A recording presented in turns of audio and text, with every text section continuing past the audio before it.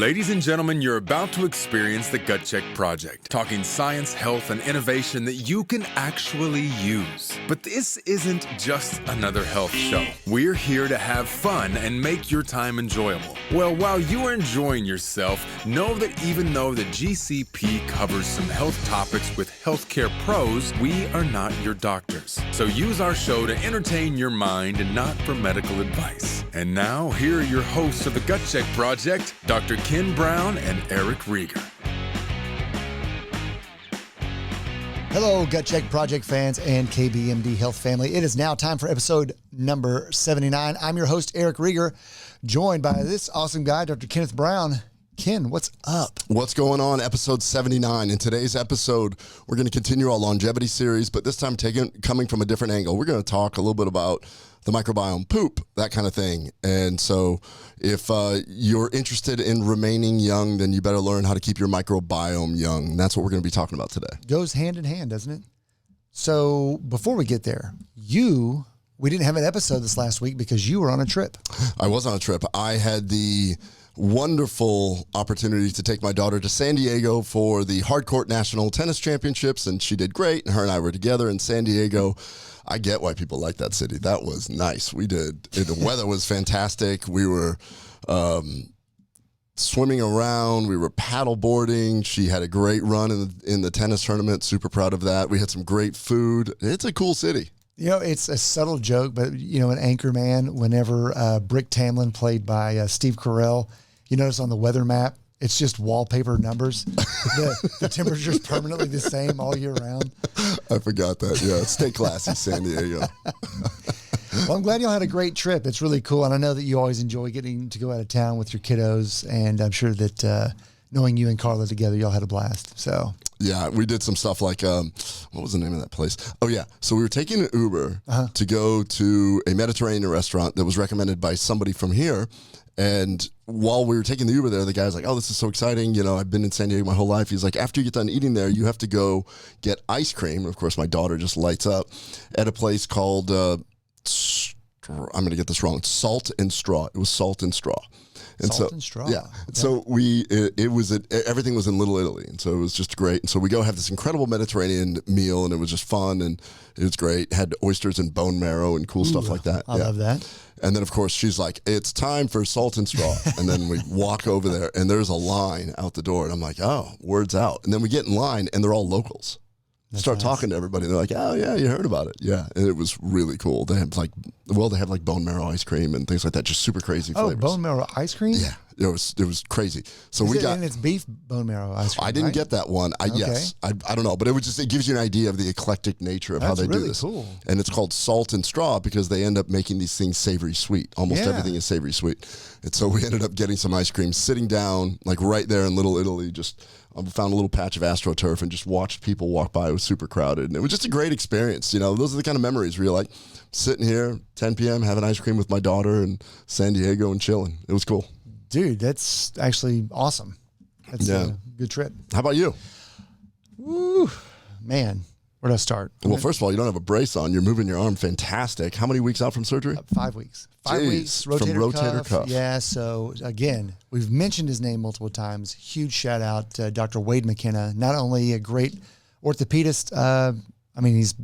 He's an awesome stem cell expert. Period. Yeah, people are going to contact him now, and they're like, I want my rotator cuff and be ready to go in 5 weeks. He's going to be like, okay, that's Eric. So 5 weeks. Y'all all saw me just 3 weeks ago, still with the brace in, hands all the way up to the back. That's crazy. Like you have more mobility now than you almost did before. This is nuts. Yeah, it really does. It feels good. There's no pain. There hasn't been pain. It's just soreness. You're working the deltoid strength back out. You kind of stinks. You watch your body atrophy a little bit because you can't move like you normally want to.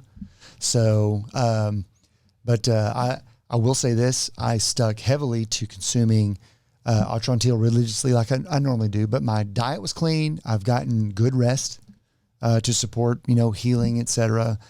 I don't drink anyway, so that was easy to avoid alcohol. But all of the things that we talk about on this show and what we talk about with our patients to reduce inflammation, I've stuck with. I've eaten large amounts of salmon throughout the weeks, to make certain that I've got the omega-3s, etc. And I think it's possible that this is paying off because I have gone to literally 2 physical therapy sessions so far, and they're already thinking that I only have 1 more to go.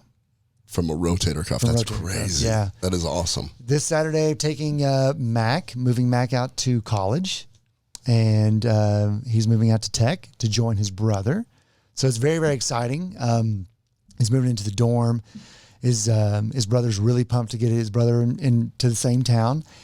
And speaking of his older brother, I don't know if I've said this on the air yet, but I'm going to be a granddad. Whoa! Yes, that's right. Congratulations. I am so excited. I cannot wait. That is awesome. It won't happen till the spring, but Gage and soon-to-be mom are really excited. She is a lovely, lovely girl, always has been, and I couldn't be happier. Oh, dude, that's amazing. Everybody's pumped. That is awesome. So there's a few things happening. That is so cool.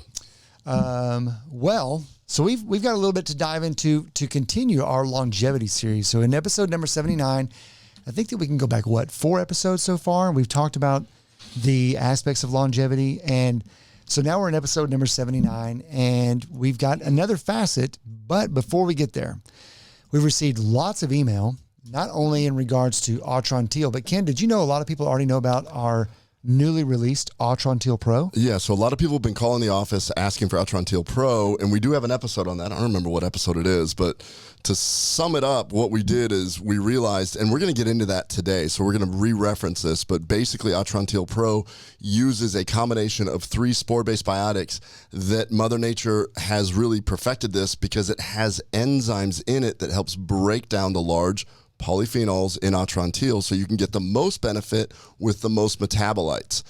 I'll explain what all that means as we go on through the episode. 2 small things. One, this is only available from healthcare providers. Correct. So that's quite unique to do that.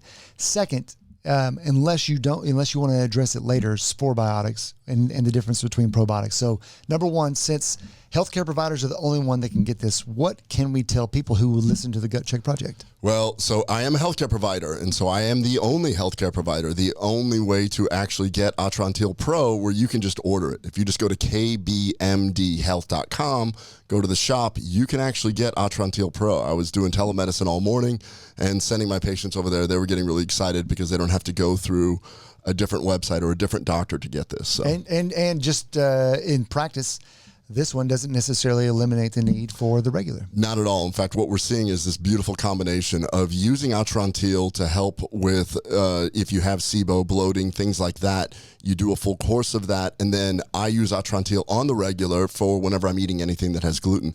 I kind of view the Atrantil Pro as your baseline. So that's my digestive supplement, so to speak, knowing that it's going to improve my microbial diversity. It's going to improve my metabolites from my microbiome. And we are seeing incredible results with my patients. So many of my patients that were on Atrantil are now calling on the regular saying, okay, I want to take this. How do I?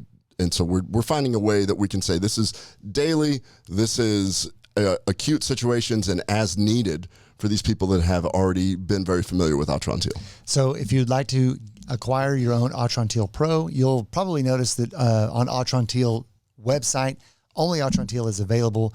Pro is going to be available through physicians or healthcare providers only. And since we have a healthcare provider here on the show, you can go to kbmdhealth.com and just like Ken said, go to the shop and you will find your very own Atrantil Pro and look for promotions throughout the time. But right now, while it's kind of a hot item, there just really isn't a lot because it's a incredibly scarce. I mean, honestly, I just don't think we made enough. So might leave us in the first run. Yeah, we're trying to make sure that we're trying to make sure we don't run out because we didn't realize how successful it would be as we came If you're out. a healthcare provider, yeah. Emerson and Emerson Ecologics, Full Script, and it's going to be Whole Script also. Whole Script also. And if you just wish to be your own distributor, either just email the show or you can contact Atrantil at atrantil.com and let them know that you're a healthcare provider and you would like to feature Atrantil Pro. Okay. I think that's enough promo for now. So Yeah. why don't you All right. get into it? Well, let's jump in. All right. So I will be honest. Today we're going to be talking about poop. Not really poop, but more the complex symphony of bacteria living in your colon. This is something that I'm extremely passionate about. We've talked about different references on the show. And as we started going into this longevity topic, I did not realize how important the microbiome was. I always thought that the microbiome was important for your day-to-day health. But from a longevity standpoint, meaning if you want to live long, you got to make sure that your microbiome doesn't get old, because when your microbiome gets old, you get old. And that's what the whole episode is about. So spoiler alert, I'm going to lean on you because I'm going to get pretty sciencey at times. And if you're the kind of person that doesn't like the science, basically it's this: don't let your microbiome get old or you get old. The rest of the show is explaining how to prevent that from happening, why it's going on, and what you can do. Okay, let's go. All right. So this is another segment in our longevity series, or what I'm going to call the health span series, because it's not just about living long, it's about living healthy and long. Aging is cells get old. That's something that we know. And this is going to lead to functional and mental decline.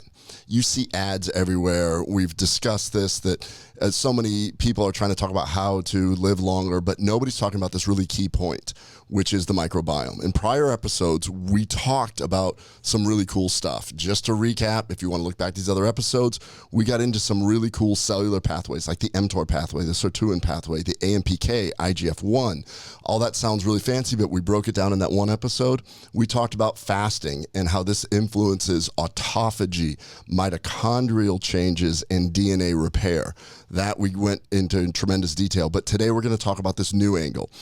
Even I follow a lot of people and read a lot of books and stuff. Even, the people that are in the space like Peter Attia and Rhonda Patrick, they're never discussing the microbiome. So I kind of feel like we're here to blaze this new trail, which is y'all better start talking about the microbiome because you're missing this really, really key point. And that's what we want to get into. The microbiome. Let's do it. Microbiome. Right. So some facts and trivias here. Your microbiota, which is all the bacteria in your body, is composed of close to 2,200 species, and it totals over 100 trillion bacteria. But the term microbiome wasn't coined until 2001. And what the microbiome is, it's all the genes in these bacteria. It's the genetic component of these genes and how they interact with our genes. In fact, our microbiota, in other words, the microbes in our body, encode more than 150-fold more genes than we have in the human genome. So essentially, it's its own organ. And nobody's talked about it like that before. Yeah. You have an organ living within you called your microbiome. Those genes interact with your genes. In fact, human genes, you and I, are 99.9% identical genetically. Right. But we could have a 90% difference in our microbiome. And it makes a different person. And it makes a different person. Yeah. And it makes a different health. And so like when you sit there and look at that and go, oh, well, I don't get it. Why is this person like this? And why is this person like this if we're 99% the same? It could possibly be because you have 90% difference in microbiome. You are aging rapidly. You are developing cancer. You are debilitated. You are 102 years old. You have a young microbiome and you're enjoying life and getting this health span. So the question is, how does this organ, I'm going to refer to it as an organ now, how does your microbiome interact with other organs in your body? And this was fascinating. I went into deep rabbit holes on this, but to kind of sum it up, the microbiome influences the brain, and the brain influences the microbiome. The microbiome influences the immune system directly, and the immune system influences the microbiome and the brain. Mm-hmm. And so you have this multi-directional crosstalk between the brain, the microbiome, and the immune system. And it's always interacting that way. And if you really want to look at this, how does this relate to aging?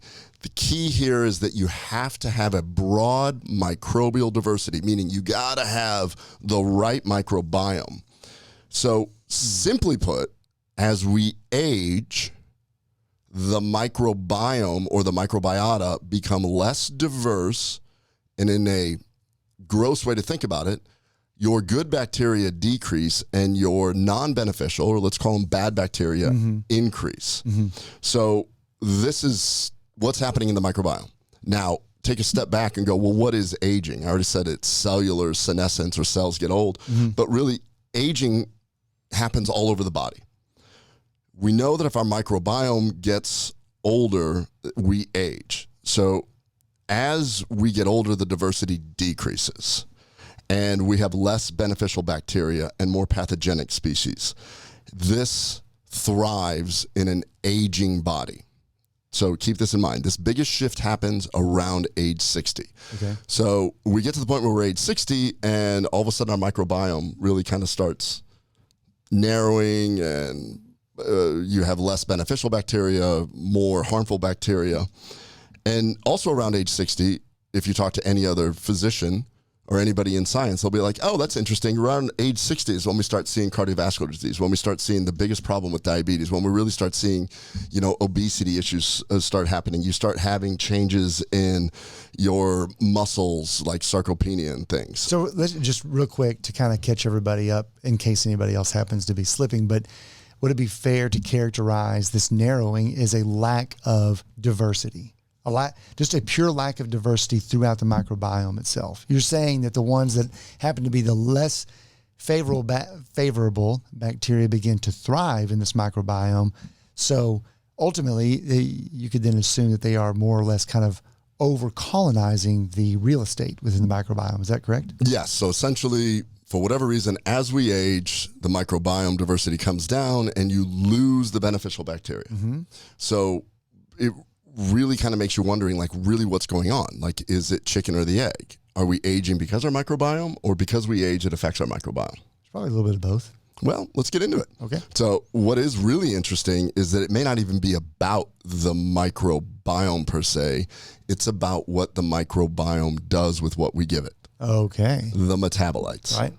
So everything comes down to the metabolites. Whether you know it or not, when you eat something and it's a polyphenol or fiber, your bacteria break that down into beneficial things. And we've talked about this before, where those beneficial things work to help your body. And this is some of the things that people are looking at now. It's all about the metabolites.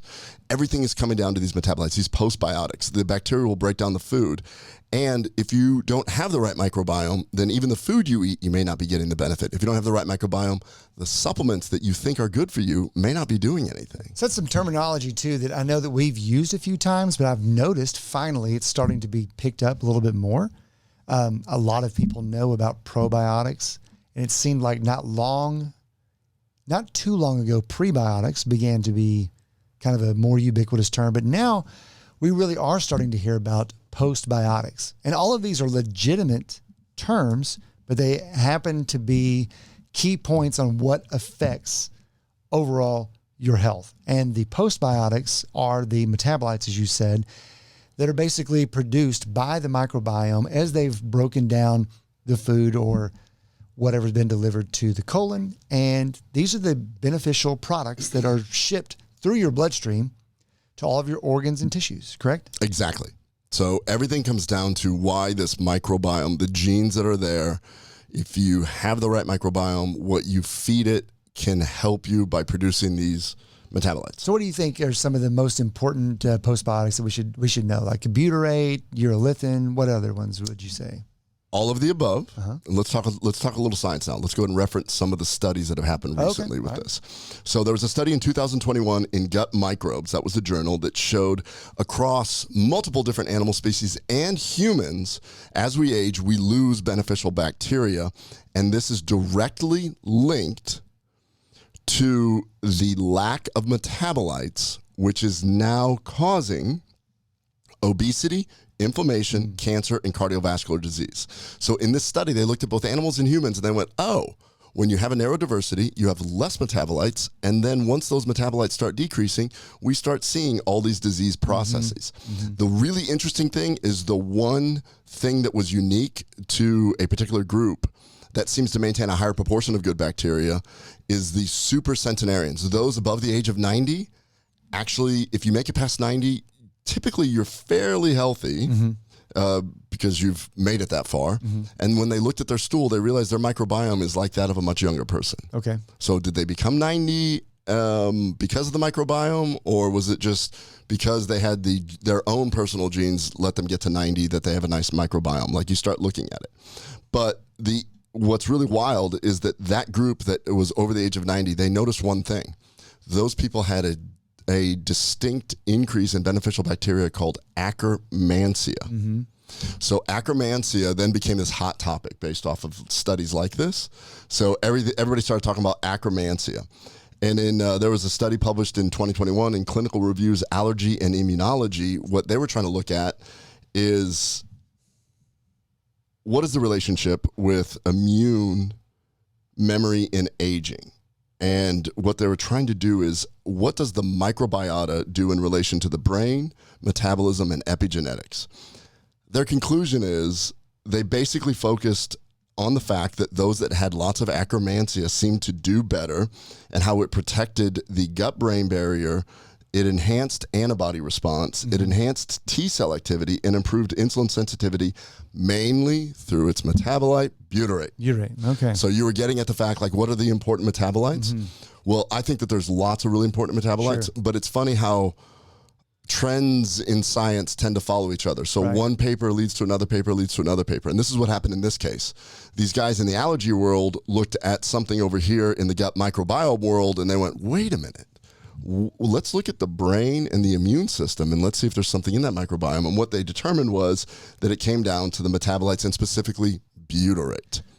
So butyrate's kind of interesting, and I don't know this for certain because a lot of this is still kind of, by comparison, primitive science, I guess, as they're trying to discern all of the activity that all of these postbiotics would take throughout the body. But I have read where some people have said, why is butyrate the one that seems to be the most important, or perceived as one of the most important ones? And I don't know this for sure, but if I read it correctly, there is at least a hypothesis that not only does it have direct action, but it might actually be a cofactor in how well other ones work. Is that kind of how you understand it? I think that there's probably a little more complex than that. I mean, the way that I kind of think about it, do you know who the lead singer of Maroon 5 is? Oh, they got the tattoos on his arms. I know he's on all of those Select a Singer shows. I don't know. I can't remember his name. It's Adam Levine. Okay, there you go. Can you tell me the other 4 members or 5 members? I think there's 5 members of Maroon 5. So I didn't get the most important one. Well, I only bring that up because you say, why is butyrate always talked about? It's like the lead singer of a band. Like people remember that one, but there's at least 6 short chain fatty acids that are produced. And there's scientists that are over there shouting. They're like, man, propionate's just as good. Doesn't get any credit. Without propionate, the butyrate doesn't work as well. Yeah. Without a good bass guitarist, the lead singer. So anyways, these things I do think play a much more interconnected role. But right now, butyrate is the one that everybody seems to love. And that's why they're going into that. So butyrate, I think it's the easiest thing to look at, where on the surface, it's the lead singer. Okay. Let's put it that way. So bottom line is, once bacteria get fed polyphenols or fiber, then they start to break down complex polyphenols, to be correct on that, because the more complex it is, the more that they can produce these metabolites. It actually produces butyrate. And once butyrate is produced, locally, it starts healing the gut wherever it's at. And it does this by improving the intestinal barrier or stopping leaky gut, which is super important to stop inflammation. So even on a local level, it starts doing that.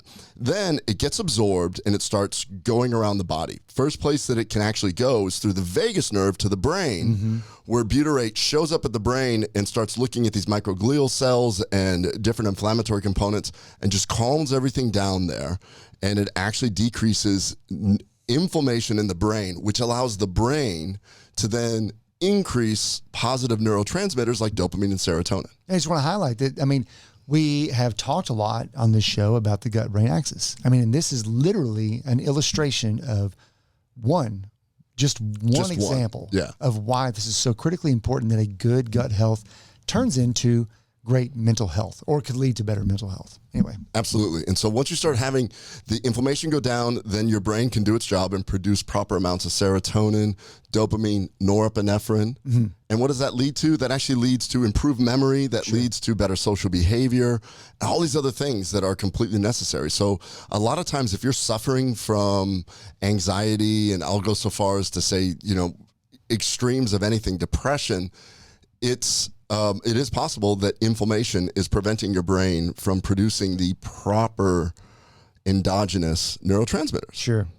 So while it's doing that, all right, it's healing the gut locally, goes to the brain, starts helping the brain out, and then at the exact same time, it goes throughout the immune system, and it helps to regulate neutrophils, monocytes, and T regulatory cells. In other words, what it does is it makes sure that there's an appropriate inflammatory response, not the chronic inflammation that takes place so often that causes disease. Right. So butyrate is easy to follow, where it goes, oh, wow, remember that axis I was talking about? Gut, brain, immune system? Butyrate is the first thing that kind of bounces around and helps all three of those.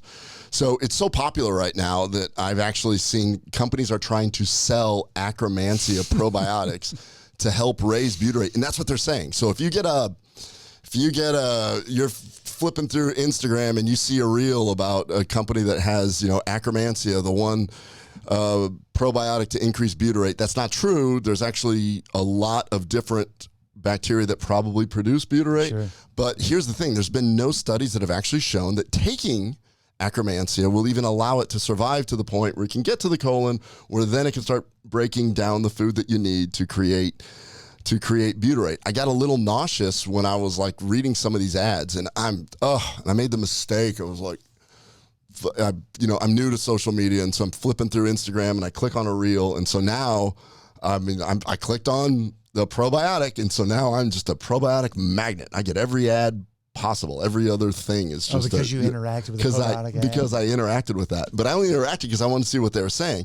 And, the overall, and I'm not bashing on any company at all. I'm just saying that I get why they think, they're like, oh my gosh, listen to those guys. See, they're totally saying the thing that I told you all along, butyrate's the way to go. But the problem is the Akkermansia cannot produce butyrate until it gets to the colon with its colleagues, other good bacteria, and then you have to feed it. Sure. So then it can produce the butyrate. Yeah. So just saying I'm going to take Akkermansia and I'm going to have more butyrate, it's not true. The Akkermansia is going to get destroyed in the stomach and the pancreatic juices and small bowel. So it all comes down to the fundamental of making sure that you have the right microbial ratio and you feed it the right things. So the key is to just make sure you have the right balance of the good and the bad bacteria, and Akkermansia will flourish in its own spot. But Akkermansia is not the only one that produces butyrate. We're learning all the time that there are others, and there has to be this beautiful balance. Mother Nature always seems to do it better. Yeah, sure. And also, I think it's kind of cool that you're highlighting that just because you take something orally doesn't mean it's going to get to the desired destination and intact and functional. That inherently is the limitation of just traditional probiotics on the surface. Yeah. So, and we can get into that at a different time. Yeah, that's kind of a whole separate topic, but it's definitely a hot topic. So when you don't have the proper ratio, when you have, let's just think of it this way, too little good, too much bad, there's a term for it. It's called dysbiosis. Mm-hmm. That's a term that a lot of patients look up on the internet. Dysbiosis, that's a functional medicine term that's being used a whole lot. So basically, when you develop dysbiosis, your ratio's off. This leads to leaky gut, which then turns on chronic immune response. Inflammation everywhere. Inflammation. We're getting back to that thing, which now people in this space are now coining a term called inflammaging. You age because of inflammation. Yeah. Inflammaging. And there was an article in the Reviews of Gastroenterology and Hepatology just April 2022, and it showed that age-related symptoms like frailty, and these are their words. I think it's funny. So, like I don't know how. I don't know. I mean, it's like they're doing this study, and they're just like, hey, is that person frail? Frail. What a funny descriptor. I know. I thought it was hilarious. But they were very proud of it. They're like, we have determined that frailty is a cause. But anyways. It's like being frustrated with someone and saying they have a failure to thrive. You're like, what does that mean? I know. All right. So anyways, in this article that just got published, it showed that age-related symptoms like frailty, reduced physical activity, which I think is kind of a redundant statement. If you're frail, you've got reduced physical activity as it is. But anyways. He's tired. He's also not very awake. I know. I'm going to start using frail when I meet people. It's just like, we have to go to the office later. I'm going to see Mike. I'm going to be like, hey, Mike, what's going on? You're looking frail. Yeah, your activity's quite obtuse. In addition to frailty and reduced physical activity, they determined that cardiometabolic disease, cognitive decline, Alzheimer's, obesity, reduced muscle mass, known as sarcopenia, and reduced bone mass, known as osteoporosis, can all be directly related to dysbiosis and lack of metabolites. I'm loving that these people are realizing that the dysbiosis results in inflammation and there's no metabolites to decrease the inflammation. You know what's kind of interesting is as people have kind of dug into this subject matter of postbiotics, and it may have been Chris Kresser who wrote this, but highlighted that nutrition traditionally was always focused on the mineral aspects of what we would glean from food. So, for instance, bone health, calcium, right? Proteins for meat, different things like that. Anyway, so he said the reduction of that without realizing the importance of these other cascades of postbiotics of what helps direct the best use of those things was an ignorant position. Yeah. So I guess it's kind of interesting to listen to us talk about things like butyrate and all of the other postbiotics and how they allow the correct processes to happen, because it's if we have too much inflammation, then ultimately your tissues, and this includes bones, can't necessarily use the right balance between phosphorus and calcium to have good bone health, right?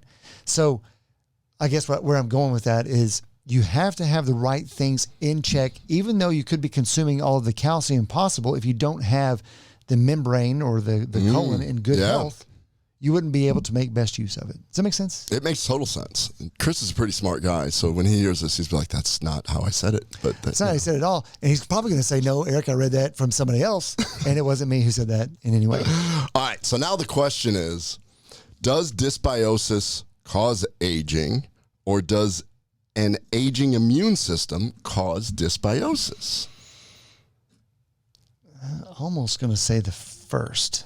So, in 2016, a bunch of really smart Harvard scientists. Interesting. Yeah. And I said it in their vernacular. I'm talking about Harvard. Yeah, you threw an extra W in there for the R. Harvard scientists published a paper in Cell, which, if you listen to Huberman, he's always like, one of the premier journals, Cell. So whenever there's a premier journal, I will let you know. And that's not SELL, that's CELL. Yes. Yeah. It's Harvard with a W, which is like the knockoff Harvard school, and Cell. Yeah. SELL. How to move product. All right. It's a super, super, super complex article, and it was nauseating to read. It was pretty impressive that people that are that smart are out there. But basically, in a nutshell, this is what they concluded. Those that had dysbiosis had an angry immune response, releasing pro-inflammatory cytokines like interleukin-6 and TNF-alpha. That's not how they said it, and I interpreted it this way. And those with a good microbial diversity and increased good bacteria had a controlled immune response with elevated levels of metabolites like butyrate. So now I will quote them because that was my interpretation. This observation suggests that modulation of host defense by the microbiota may be exerted mainly through the release of metabolites. We're back to metabolites again. Yeah, but I like your interpretation better than the way they wrote it. Yeah.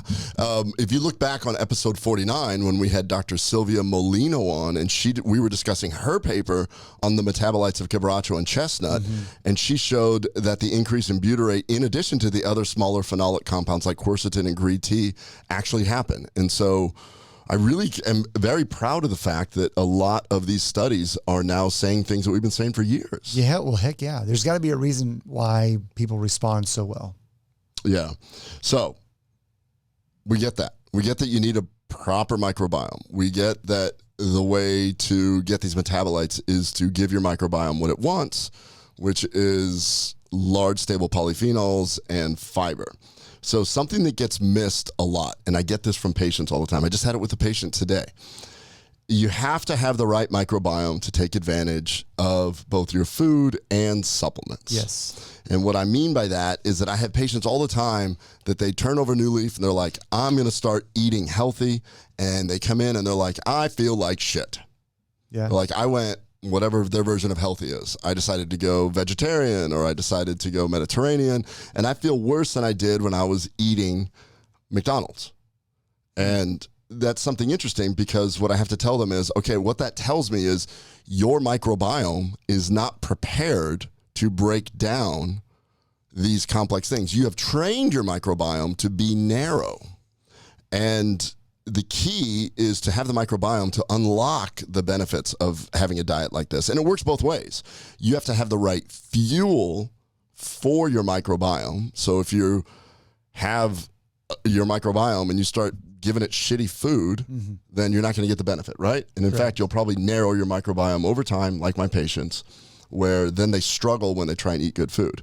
And then you have to have the right microbiome to use the right fuel. So good food into bad microbiome results in bad symptoms, increased gas and everything. And so I think the analogy that you and I were talking about would be like pulling up a large, diesel truck into a Tesla charging station.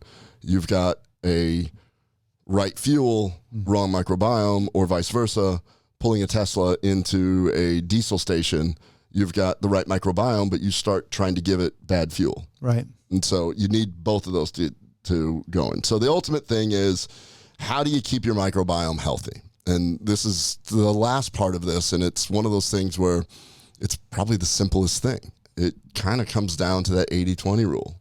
It's just you do the right foundational things. We've talked about this on this longevity series, but you need the proper foundation. You're not going to have a good microbiome unless you sleep. Your own microbiome has its own circadian rhythm.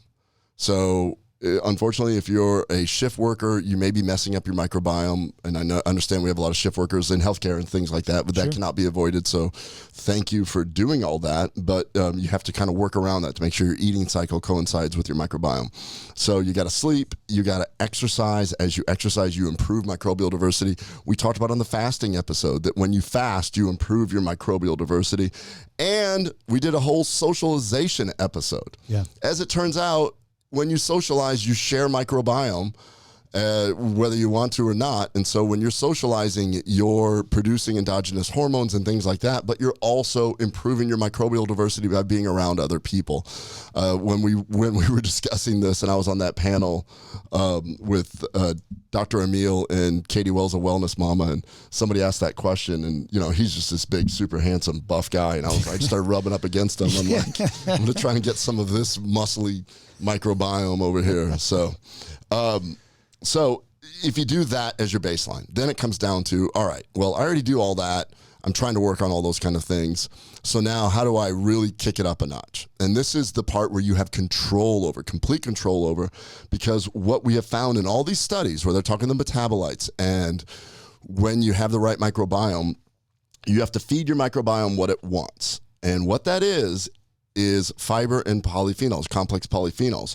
But what we now know is that the large complex polyphenols are what produces the most metabolites.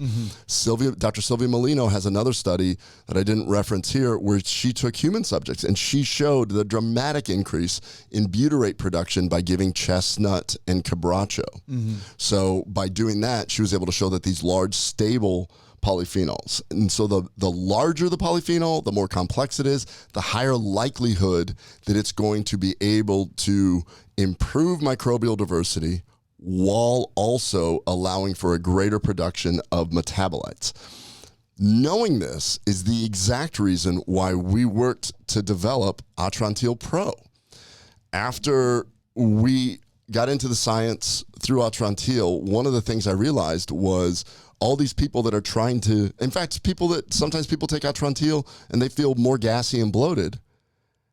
And I believe it's because their microbiome is not ready to break down these polyphenols. There's a specific enzyme for that. So we worked with the PhDs at Microbiome Labs, and they came up with what is the perfect spore-based biotic, like we talked about in the beginning of the show, that specifically has the enzymes known as tannase, that it rides with Atrantil down into the colon, where then it can start breaking the polyphenol down into smaller phenolic compounds so that your own bacteria has an easier time of breaking it down to give more metabolites. So the reality is, it's like the first step, the hardest step is being handled when you have Atrantil Pro. Yeah, 100%. And it's kind of interesting because those who benefit the most from Atrantil as a regular, they're benefiting precisely by what you said. There has to be some element of a tannase or an equal style enzyme to make most use of the quebracho that's in there. And that's what I feel like it's been kind of an eye-opening experience, is how well people have responded to Pro beyond those who we already had such a great response with Atrantil. It seems like that we've been able to find a better lever for those who maybe just were slow responders to Atrantil itself. Yeah, and we're getting this out to healthcare providers, and the reason why that we really want to make sure that it's healthcare provider, because it requires this level of education. Definitely. To understand. So basically, by taking Pro, it ensures that even if you don't have the optimal microbiome, you can at least get a significant amount of the benefits until your microbiome catches up. And I say that because what I tell my patients is, if you've eaten McDonald's for 10 years, you've narrowed your microbial diversity to this. That's a very inflammatory diet. When you try and eat whole foods and you feel worse, that just means that over time, you will improve that microbial diversity to the point where you can eat this. And I get that with patients. They're like, 3 months in, they're like, I'm feeling a little bit better than I did 2 weeks in, and then 6 months in. It's the same thing. You never worked out before. You go to the gym, you try and do too much. You're so sore you can't get off the toilet the next day. Mm-hmm. And so I don't know if you've ever done squats that much where you're just like, oh boy. Have you seen how thick my legs are? So you're training your microbiome to become diversified. That's what all of this is about. You train your microbiome. The microbiome is another organ, just like the liver and the brain and kidneys. So you want to make sure that you get the best benefit from it. So basically, to summarize this, don't let your microbiome get old or you will get old. Feed your microbiome what it wants, which is large, complex polyphenols and fiber. And without the right combination of both the fuel and microbial diversity, it's an uphill battle. And taking all the supplements and everything that you want, you may not even be getting any of the benefits. And the key to this is that it's the metabolites. These different studies have shown over and over again that the metabolites are the real reason for the benefits. Number one, it's a fantastic presentation on why it matters to have a diverse microbiome. Quick question. Would you say, since you referenced dysbiosis a few minutes ago, that a narrow band or a lack of diversity would also kind of qualify as a style of dysbiosis? Yes. Okay. Yes, I would. I think that we kind of talked about them in two different segments. Yeah, I'm kind of referencing them as good and bad, but by having a narrow, I think that the way that the good bacteria make sure, if you have enough good bacteria, they are into making sure that there's a microbial diversity. If you have a bad bacteria, Clostridium difficile, they want to wipe all the other bacteria out. Yes. So it seems like that the bad bacteria have a propensity to try and phase out the good bacteria. So narrow essentially means bad. Sure. Now that makes sense to me from that perspective. And then I don't know if you want to add this on there, but just in a short summary, why is it that we tend to lean more into spore-based probiotic delivery than maybe some other traditional that people have heard before? So the whole concept of probiotics, if you're taking probiotics and you like it, keep taking it. That's awesome. But I always kind of joke around that if probiotics worked, I probably wouldn't have much of a practice, because that by the time people come to me as a gastroenterologist, they've taken 20 different kinds. I had a patient today who said, well, I'm taking this really expensive one because it has to be refrigerated. And I said, well, do you find it odd that if you have to refrigerate it because it can't survive room temperature, do you think it's going to survive 98.4 degrees and stomach acid and pancreatic juice? And she kind of went, huh. Because I think she spent a lot of money on it. Sure. So the bottom line is the clinical trials have shown that when you try and see if if a probiotic can survive all the way to the colon, it appears that it really doesn't. There may be some benefit in the upper gastrointestinal tract, but in the population that I see that have SIBO, which is bacteria growing up high, taking probiotics actually makes it worse. So because you're adding fuel to the fire. Right. So by having a spore-based, and what that means is bacteria have ways of surviving. And when a bacteria is able to be a spore former, traditionally soil-based bacteria can do this. What they do is they can survive anything, heat, cold, acid, whatever. And then, but when the environment's right, they have this signaling and it goes, oh, this is where I'm supposed to be. And they start waking up. And we did a whole episode of this with Dr. Kiran Krishnan. I don't remember what episode that was, but he went into great detail about that. And that's something you can look back at our prior episodes where we talk about the science of that. But the reason why we're believers in spore-based biotics is because of that one thing. It's the only probiotic that has actually been shown to be able to make it to the colon to help do the things like improve microbial diversity, to help do the things to make sure that you have the type of bacteria that can produce the metabolites that we're looking for. And they've got the science for it, and that's how come we teamed up with their scientists at Microbiome Labs to help develop this proprietary combination just for Atrantil.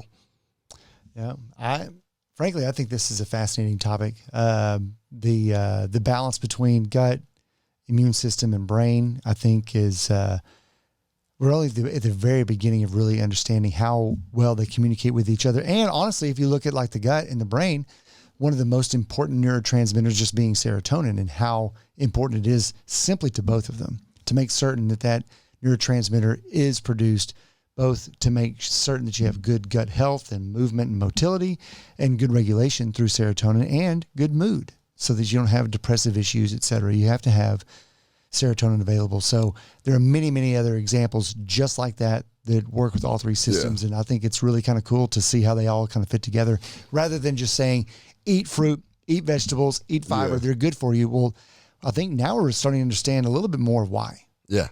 And I think that what, one of the things